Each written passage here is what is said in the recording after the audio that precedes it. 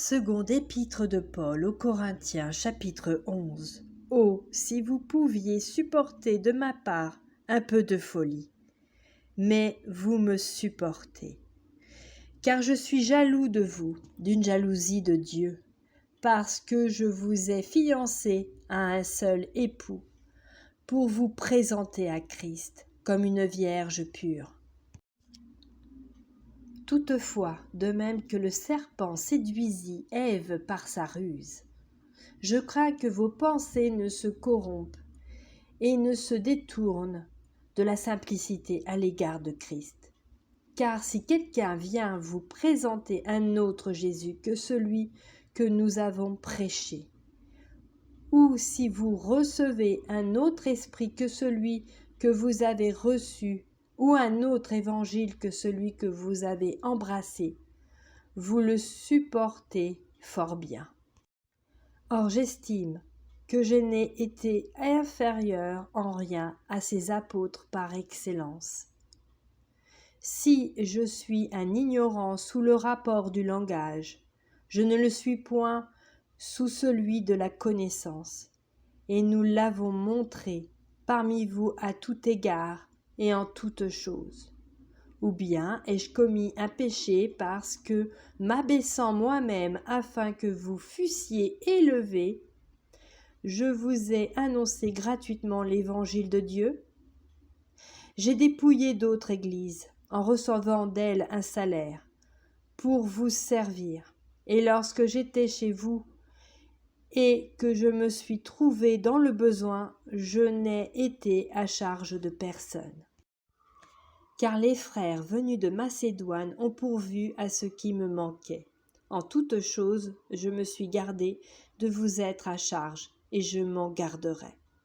Par la vérité de Christ qui est en moi, je déclare que ce sujet de gloire ne me sera pas enlevé dans les contrées de l'Achaïe. Pourquoi? Parce que je ne vous aime pas? Dieu le sait.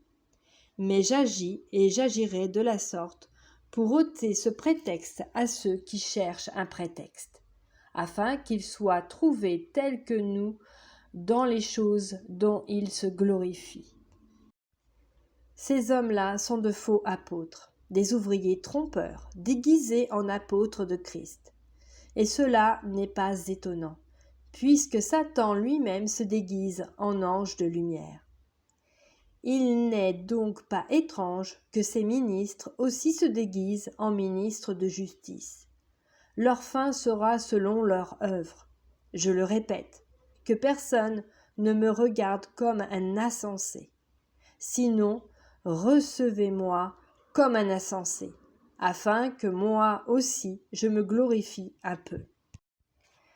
Ce que je dis, avec l'assurance d'avoir sujet de me glorifier, je ne le dis pas selon le Seigneur, mais comme par folie, puisqu'il en est plusieurs qui se glorifient selon la chair, je me glorifierai aussi, car vous supportez volontiers les insensés, vous qui êtes sages. Si quelqu'un vous asservit, si quelqu'un vous dévore, si quelqu'un s'empare de vous, si quelqu'un est arrogant, si quelqu'un vous frappe au visage, vous le supportez. J'ai honte de le dire. Nous avons montré de la faiblesse. Cependant, tout ce que peut oser quelqu'un, je parle en insensé. Moi aussi je l'ose. Sont-ils hébreux? Moi aussi. Sont-ils israélites? Moi aussi. Sont-ils de la postérité d'Abraham? Moi aussi.